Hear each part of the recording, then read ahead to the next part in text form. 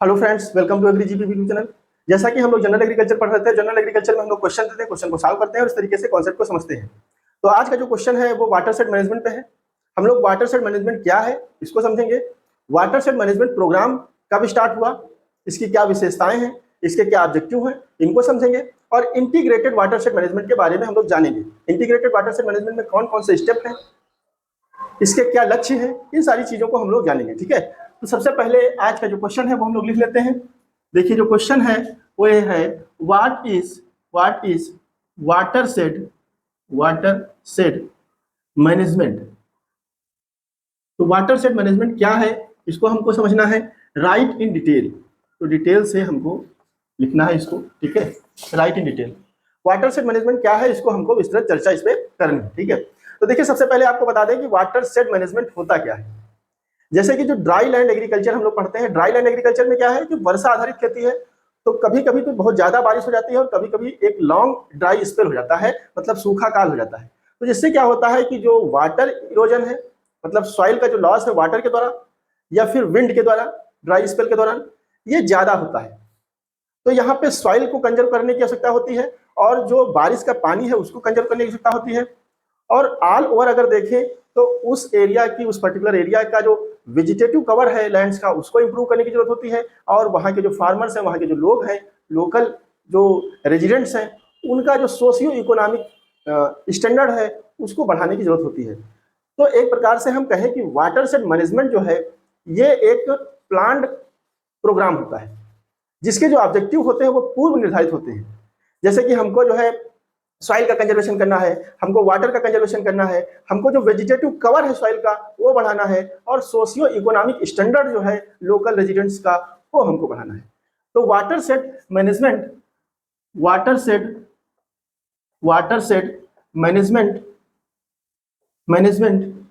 Is a planned programme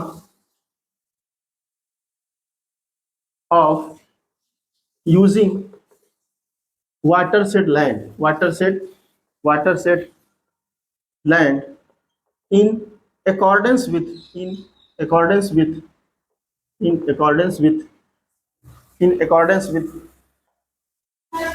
controlling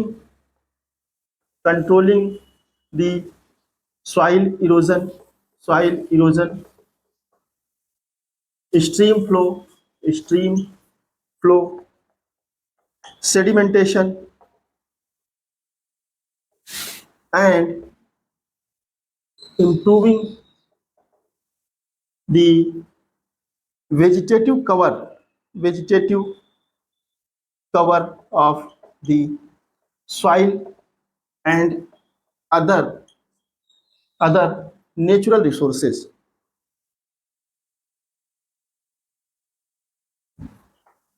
तो इस तरीके से वाटर शेड मैनेजमेंट जो है ये प्लान प्रोग्राम है, जिसके तहत हम लोग जो सॉइल का कंजर्वेशन है, वाटर का कंजर्वेशन है, ये करते हैं और वेजिटेटिव कवर बढ़ाते हैं, और जो लोकल रेजिडेंट है उनका जो सोशियो इकोनॉमिक स्टैंडर्ड है उसको इंप्रूव करते हैं। ठीक है, अभी देखिए हम लोग जानते हैं कि वाटर शेड मैनेजमेंट प्रोग्राम जो है कब स्टार्ट हुआ था। वाटर शेड मैनेजमेंट प्रोग्राम जो है ये गवर्नमेंट ऑफ इंडिया के द्वारा 7-5 ईयर प्लान के तहत स्टार्ट हुआ था। 7-5 ईयर प्लान कब स्टार्ट हुआ था? 1985 से लेकर के 90 तक का जो समय था ये 7-5 ईयर प्लान का था। फर्स्ट 5 ईयर प्लान जो है ये 1951 से 1956 तक चला था। 1951 से 1956 तक चला था। तो इस तरीके से ये जो वाटर शेड मैनेजमेंट प्रोग्राम है ये 1985 से 90 के बीच में स्टार्ट हुआ था। इसमें वर्ल्ड बैंक ने भी सपोर्ट किया था। शुरुआत में देखिए 4000 वाटर शेड डेवलप करने का प्रोग्राम था। Different agro ecological climate reason में 4000 वाटर शेड बनाने का प्रोग्राम था। इसके लिए डिपार्टमेंट ऑफ एग्रीकल्चर ने फंड भी प्रोवाइड किया। Fund is provided by department of agriculture. 47 watershed management programme चलाए गए। 47 वाटर शेड मैनेजमेंट प्रोग्राम चलाए गए डिफरेंट स्टेट में, और उसकी इवैल्यूएशन की रिस्पॉन्सिबिलिटी दी गई आईसीआर को। तो ये जो है इसकी हिस्ट्री थी, मतलब 7-5 ईयर प्रोग्राम के तहत 7-5 ईयर जो प्रोग्राम था उसके दौरान जो है ये स्टार्ट हुआ। और इसमें जो है शुरुआत में 4000 वाटर शेड डेवलप करने का प्रोग्राम था।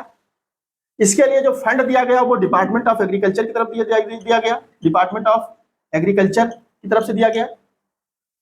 47 वाटरशेड मैनेजमेंट प्रोग्राम जो है डेवलप किए गए और इसको इवेलुएट करने की जो रिस्पॉन्सिबिलिटी है वो आईसीआर को दी गई। ठीक है, तो इस तरीके से हमने जो वाटरशेड मैनेजमेंट प्रोग्राम है इसके बारे में जाना। अभी देखिए कौन कौन से कंपोनेंट है वाटरशेड मैनेजमेंट के, वाटरशेड मैनेजमेंट प्रोग्राम के कौन कौन से कंपोनेंट हैं, इसको हम लोग डिस्कस करेंगे। इससे पहले मैं आपको वाटरशेड मैनेजमेंट के बारे में एक थोड़ा सा और जो है ब्रीफ कर देता हूं, किस तरीके से आप इसको समझ सकते हैं। देखिए जैसे कि मान लीजिए ये डिस्ट्रिक्ट ए है और ये डिस्ट्रिक्ट बी है, और जो स्लॉप है ये इस तरीके से है, मतलब डिस्ट्रिक्ट ए से डिस्ट्रिक्ट बी की तरफ जो है पूरा स्लॉप है। ठीक है, ये पूरा स्लॉप है। अब अगर कोई फार्मर कह रहा है कि भाई हम अपने फील्ड लेवल पे हम जो है सॉइल को कंजर्व करने के मीजर्स जो है अपना लेंगे, तो ये पूरी प्रॉब्लम सॉल्व हो जाएगी। जो बारिश आ रही है उससे मिट्टी का कटाव रुक जाएगा, उससे रनऑफ जो है हम कंट्रोल कर लेंगे, या फिर उससे जो सॉइल का कवरिंग है वो हम सारी चीजें मैनेज कर लेंगे। तो ऐसा नहीं पॉसिबल है। तो कहने का मतलब ये है कि सॉइल का कंजर्वेशन, वाटर का कंजर्वेशन, ये एक वाटर शेड लेवल पे होता है। ये जो है वाटर शेड लेवल पे होता है, मतलब ये पूरे जो है यहाँ पे हम लोग क्या करेंगे भाई डिस्ट्रिक्ट लेवल पे इसको जो है अरेंज करेंगे, पूरे डिस्ट्रिक्ट लेवल पे अरेंज करेंगे। ठीक है, तो यहाँ पे क्या होगा फिर contour bunding, graded bunding, dam बनाना, तो इस तरीके से पॉन्ड्स बनाना, तो इस तरीके से वेरियस जो है प्रोग्राम चलाए जाएंगे। जैसे कि मनरेगा में आप लोग देखते थे कि जो है पॉन्ड्स बनाते थे, गांव-गांव में जो है तालाब खोदने का काम चलता था। तो ये सभी जितने भी प्रोग्राम हैं ये वाटरशेड मैनेजमेंट के प्रोग्राम है। इसके तहत क्या है कि जो बारिश हो रही है उसका पानी जो है एक जगह से कलेक्ट करना, और उसको जब ड्राई स्पेल कंडीशन आवे तो उसमें जो है उसको यूज करना। इस तरीके से क्या होगा, जब सारी चीजें व्यवस्थित तरीके से की जाएंगी तो जो सोशियो इकोनॉमिक स्टैंडर्ड है लोगों का वो भी इंप्रूव होगा। तो ये मेन मकसद होता है वाटरशेड मैनेजमेंट प्रोग्राम का। ठीक है, तो इसके क्या क्या कंपोनेंट्स हैं इसको हम लोग डिस्कस कर लेते हैं। तो सबसे पहला जो कंपोनेंट है इसका वो है water and soil conservation. Water and soil conservation. तो वाटर एंड सॉइल कंजर्वेशन में क्या है, इसमें ऐसे मेजर जो है यूज किए जाते हैं जिनके थ्रू जो सॉइल के पार्टिकल्स हैं या फिर रॉक्स के जो पार्टिकल्स हैं उनका जो मूवमेंट है उसको रिड्यूस किया जाए। कैसे रिड्यूस करेंगे, जैसे कि ग्रेडेड बंडिंग के थ्रू, जैसे कि मैंने आपको बताया ग्रेडेड बंडिंग के थ्रू। ग्रेडेड बंडिंग जो होता है, जैसे ये स्लॉप है तो इसके परपेंडिकुलर जो है ग्रेडेड बंडिंग की जाती है। अच्छा, ग्रेडेड बंडिंग में जब हम कोई लिविंग थिंग्स को लगा देते हैं, जैसे कि हम नेपियर ग्रास लगा दें, तो नेपियर ग्रास लगाने का फायदा ये रहता है कि मिट्टी का कटाव जो है ये कम हो जाता है, और ये एक प्रकार से पेरिनियल ग्रास है, तो इससे जो है पशुओं के लिए चारा भी मिल जाता है। तो इस तरीके से हम बंड बनाते हैं। ये जो स्लॉप है इसके जस्ट जो है परपेंडिकुलर इस तरीके से, तो ये क्या होगा, ये हो गए ग्रेडेड बंड। ये क्या हो गए भाई, ग्रेडेड बंड हो गए, ये ग्रेडेड बंड हो गए। अच्छा, जब हम इसके जो है पैरेलल इस तरीके से जो है बंड बनाते हैं, इस तरीके से बंड बनाते हैं, तो इसको बोलते हैं कंटूर बंड। इसको बोलते हैं कंटूर बंड। ठीक है, इसको बोलते हैं कंटूर बंड। तो इस तरीके से हम ग्रेडेड बंड बनाएं, हम कंटूर बंड बनाएं, या फिर हम डैम बनावें, डैम को रिपेयर करें, सॉइल को रिक्लेमेट करें।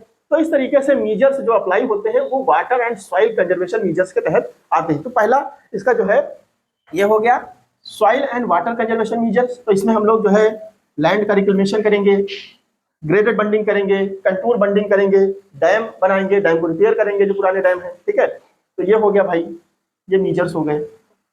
नेक्स्ट देखिए क्या है भाई, नेक्स्ट है साइंटिफिक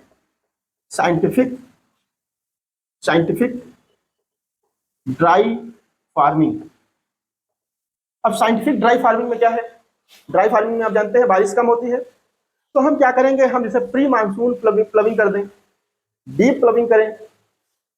ठीक है, प्री मानसून प्लविंग करने का मतलब क्या है भाई, मानसून आने से पहले हमने खेत की जुताई कर दी। अब जब बारिश होगी तो इसमें जो पानी है वो जो है नीचे तक चला जाएगा, और इसमें जो है वाटर की होल्डिंग कैपेसिटी है जो सॉइल की वो बढ़ जाएगी, और इसका इरोजन जो है कम होगा, क्योंकि ये जो मिट्टी खुल चुकी है ना, अब इसमें पानी होल्ड करेगा, और इसका रन ऑफ जो है रिड्यूस होगा। तो डीप प्लविंग या फिर प्री मानसून प्लविंग अगर हम गहरी जुताई करते हैं तो गहरी जुताई का फायदा ये होता है कि रूट का अच्छा ग्रोथ होता है। दूसरा, जो पानी है जो इस पे पड़ेगा वो नीचे जाएगा, तो इस तरीके से जो वाटर होल्डिंग कैपेसिटी है सॉइल की वो इंक्रीज होगी, सॉइल की जो पोरोसिटी है वो इंक्रीज होगी। अच्छा, जब प्री मानसून हम प्लविंग करते हैं तो उससे क्या होता है कि जो हानिकारक कीड़ों के लार्वा वगैरह है वो समाप्त हो जाते हैं, फंगल स्पोर्स जो है वो समाप्त हो जाते हैं। तो इस तरीके से डीप प्लविंग, प्री मानसून प्लविंग के बहुत ज्यादा जो है इंपॉर्टेंस हो जाते हैं। ठीक है, तो इसमें ये सारे जो है मेजर्स अप्लाई किए जाएंगे। मल्चिंग करेंगे, क्योंकि साइंटिफिक ड्राई फार्मिंग करना है हमको, मॉइस्चर को कंजर्व करना है, तो मल्चिंग करेंगे, डीप प्लविंग करेंगे, प्री मानसून प्लविंग करेंगे, कंटूर प्लविंग करेंगे। ठीक है, ये सारे मेजर्स जो हैं हम साइंटिफिक ड्राई फार्मिंग में अप्लाई करेंगे। ठीक है, इसके बाद देखिए थर्ड जो इसका कंपोनेंट है वो है फॉरेस्ट्री एंड पास्चर मैनेजमेंट। तो फॉरेस्ट्री मतलब हम लोग जो है पेड़ को लगाने का जो प्रोग्राम है उसको स्टार्ट करेंगे। पेड़ लगाएंगे जिससे क्या होगा, जो मानसून है वो अच्छा बनेगा, इन्वायरमेंट अच्छा बनेगा, और जो सॉइल का कवर है वो बढ़ेगा, इन्वायरमेंट का जो पोल्यूशन है वो रिड्यूस होगा, और जो मिट्टी है उसका कटाव जो है कम होगा। ये सारे बेनिफिट्स इसके रहेंगे। फोर्थ क्या है भाई, फोर्थ देखिए है एनिमल हस्बेंड्री। तो एनिमल्स को पालेंगे, ठीक है, एनिमल्स को पालेंगे, एंड डेयरी डेवलपमेंट, और डेयरी को जो है डेवलप करेंगे। तो इस तरीके से हम जो है मल्टीपल अप्रोच जो है इसके तहत वाटरशेड मैनेजमेंट प्रोग्राम के तहत जो है करते हैं। केवल यही नहीं है कि हम वाटर और सॉइल से संबंधित चीजें करते हैं, हम जो है इसमें forestry, pasture management, animal husbandry, dairy, ये सारी चीजें आती हैं। तो ये सब चीज आपको ध्यान में रखना है, ये सारे कंपोनेंट इसमें आते हैं। वाटरशेड मैनेजमेंट एक बहुत ही ब्रॉड टर्म है। ठीक है, अभी देखिए वाटरशेड मैनेजमेंट के क्या क्या ऑब्जेक्टिव है, इसको हम लोग देख लेते हैं। वाटरशेड मैनेजमेंट प्रोग्राम जो है इसके कौन कौन से ऑब्जेक्टिव हैं, जैसा कि मैंने डिस्कस किया भी है। पहला ऑब्जेक्टिव है to protect and conserve and improve the land resources. To protect, conserve and improve the land resources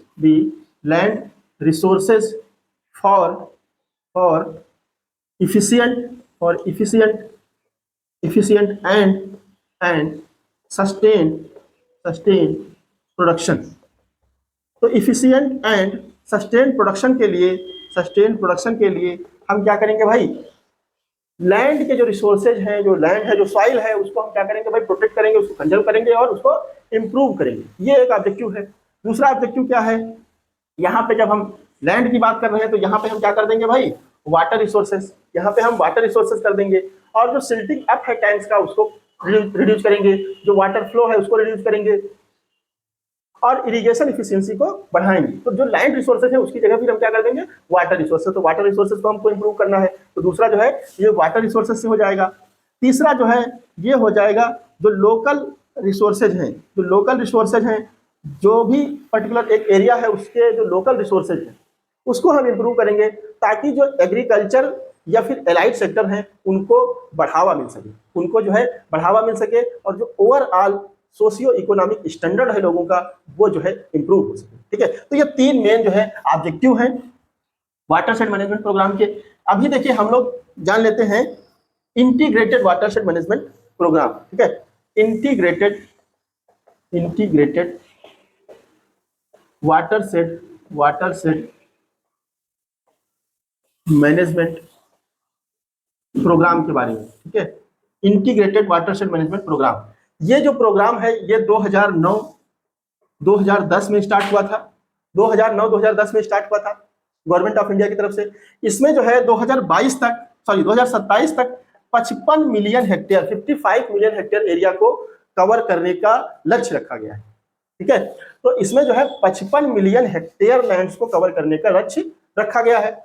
ये जो है पूरी दुनिया का, विश्व का दूसरा सबसे बड़ा वाटरशेड प्रोग्राम है। चाइना के बाद, चाइना का जो वाटरशेड मैनेजमेंट प्रोग्राम है उसके बाद, चाइनाज वाटरशेड मैनेजमेंट प्रोग्राम के बाद विश्व का दूसरा सबसे बड़ा जो है ये वाटरशेड प्रोग्राम है, जिसके तहत मैंने आपको जैसा कि बताया 2027 तक 55 मिलियन हेक्टेयर लैंड्स को कवर करने का एक लक्ष्य रखा गया है। 2009-2010 में ये स्टार्ट हुआ था। इसमें क्या है, जो फाइनेंशियल सपोर्ट है उसका 90% सेंट्रल गवर्नमेंट देती है और 10% जो है ये स्टेट गवर्नमेंट की तरफ से दिया जाता है। ठीक है, तो ये तो आपने बेसिक समझा कि इंटीग्रेटेड वाटरशेड मैनेजमेंट कब स्टार्ट हुआ था और ये विश्व में किस स्तर का मैनेजमेंट प्रोग्राम है। ठीक है, अभी हम लोग जान लेते हैं कि इसमें कौन कौन से स्टेप जो है इन्वॉल्व होते हैं। तो सबसे पहला जो स्टेप है वो है वाटर हार्वेस्टिंग। वाटर हार्वेस्टिंग का मतलब है कि जो भी बारिश का पानी है उसको हम कहीं पे कलेक्ट करें ताकि जब सूखा काल आवे तो उसको हम यूज कर सकें, ठीक है।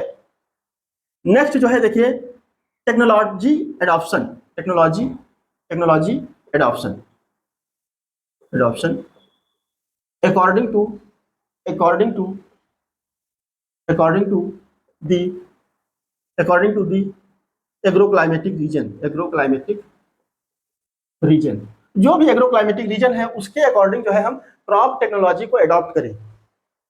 नेक्स्ट स्टेप ये हो गया। इसके बाद थर्ड स्टेप जो है ये है कि adoption of intercropping and crop replacement according to the soil.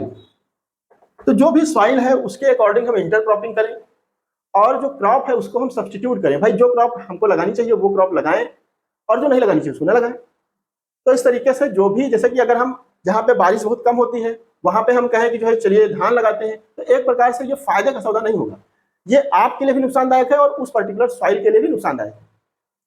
तो हम जो है उस क्रॉप को लगाएंगे जो कि उस पर्टिकुलर सॉइल कंडीशन में या फिर उस पर्टिकुलर इन्वायरमेंटल कंडीशन में फिट बैठे, और हम इंटरक्रॉपिंग को यूज करेंगे। इंटरक्रॉपिंग के क्या क्या फायदे हैं ये हमने आपको बताया है, ठीक है। तो जब अगर आपने ये नहीं देखा है तो आप जाकर के उसको देख सकते हैं कि इंटरक्रॉपिंग के कौन कौन से बेनिफिट्स हैं, इंटरक्रॉपिंग के कौन कौन प्रकार हैं। ये जो है जनरल एग्रीकल्चर का जो सेक्शन बना हुआ है उसमें आपको मिल जाएगा वीडियो, ठीक है। इसके बाद देखिए फोर्थ स्टेप क्या है भाई।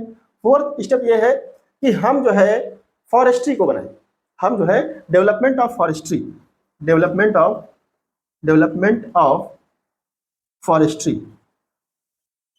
On marginal land. जो भी कल्टीवेशन वेस्ट लैंड है या फिर मार्जिनल लैंड है जहां पे खेती नहीं हो सकती, वहां पे जो है फॉरेस्ट्री को डेवलप किया जाए, जंगल को डेवलप किया जाए, ताकि जो वहां की सॉइल है वो कंजर्व हो सके और इन्वायरमेंट पॉल्यूट होने से बच सके और मानसून पे जो है बारिश हो सके। क्योंकि जैसे जैसे जंगल की कटाई होती है ना तो इसमें बहुत सारी समस्याएं आती हैं। मानसून सही समय पर नहीं आता है, बारिश सही समय पर नहीं होती है, इन्वायरमेंट पॉल्यूट होता है, सॉइल का जो कटाव है, जो इरोजन है वो ज्यादा होता है। तो इस तरीके से हम फॉरेस्ट्री को डेवलप करें। तो ये फोर्थ स्टेप आपने देख लिया, इसको आप नोट डाउन कर सकते हैं। फिफ्थ स्टेप की तरफ हम लोग चलते हैं भाई।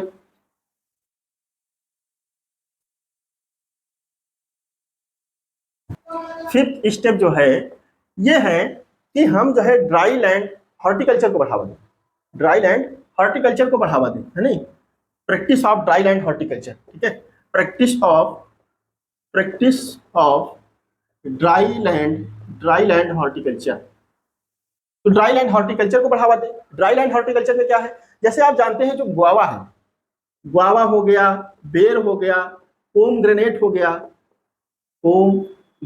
गया, ठीक है, पोमग्रेनेट हो गया, इस तरीके मैंगो है, नहीं, इस तरीके के जो पेड़ पौधे हैं ये जो है जो मार्जिनल लैंड्स हैं उसमें अच्छे से परफॉर्मेंस करते हैं। इनको बहुत अच्छी जो है सॉइल नहीं चाहिए, तो इनको भी हम लोग बढ़ावा दे सकते हैं ताकि जो रिस्क होने वाला जो रिस्क है उसको जो है मिनिमाइज किया जा सके। तो practice of dry land horticulture to minimise the risk. तो ये सारी फसलें हम जो है लगा सकते हैं। इसके बाद देखिए क्या है भाई, सिक्स्थ स्टेप क्या है कि हम जो है मोर इफिशिएंटली यूज करें, more efficient use of ground water. तो जो भी ग्राउंड वाटर है उसको इफिशिएंटली यूज करें, उसको मैनेज करें, बर्बाद होने से उसको बचाएं और उसको जितना जरूरत है उसको यूज करें, बाकी को कंजर्व करके रखें, ठीक है। इसके बाद देखिए सेवेंथ पॉइंट है development of dairy and pasture, ठीक है। तो डेयरी को बढ़ावा देंगे, पास्चर को बढ़ावा देंगे, ठीक है। इसके बाद एर्थ जो पॉइंट है वो है स्टॉल फीड गोट एंड सीप शुड बी पॉपुलराइज्ड। तो जो स्टॉल फीड गोट है, सीप है, इनका जो है पॉपुलराइजेशन किया जाना चाहिए। जैसे कि हम बाहर जो है ग्रेजिंग के लिए गोट्स वगैरह को, सीप्स को ना ले जाएं, हम जो है अपने घर पे ही इनके लिए व्यवस्था करें और इनको जो है हम वहीं पे इनकी फीडिंग करें। तो स्टॉल फीडिंग के लिए पूछा भी जाता है कौन सी बकरी की नस्ल है जो कि अच्छी मानी जाती है, जैसे कि बोर है, BOER, बोर है, और बारबरी है, ठीक है, बारबरी है, बीटल है, ये सभी जो है अच्छी नस्लें हैं स्टार फीडिंग के लिए। ठीक है, ये पूछा जाता है आप लोगों से। इसके बाद जो है हम नेक्स्ट जो है ये कर सकते हैं, हम सेरीकल्चर को बढ़ावा दें, मलबेरी प्रोडक्शन को बढ़ावा दें। तो इस तरीके से एक्सटेंशन वर्क को जो है इंक्रीज करें। इस तरीके से मैनी ऑफ द प्रोग्राम है जिनको इंटीग्रेटेड वाटरशेड मैनेजमेंट प्रोग्राम के तहत चलाया जा सकता है, जिससे कि ओवरऑल जो सोशियो इकोनॉमिक इनकम है, स्टैंडर्ड है, वो जो है बढ़ाया जा सकता है और वाटर को, सॉइल को और जो वेजिटेटिव कवर है उसको प्रोटेक्ट किया जा सकता है, उसको इंप्रूव किया जा सकता है, उसके लॉस को रिड्यूस किया जा सकता है। ठीक है, तो इस तरीके से हमने watershed management programme, watershed management और इंटीग्रेटेड वाटरशेड मैनेजमेंट प्रोग्राम के तहत सारी चीजों को जाना। आज के लिए बस इतना ही, मिलते हैं नेक्स्ट में। Thank you very much for listening.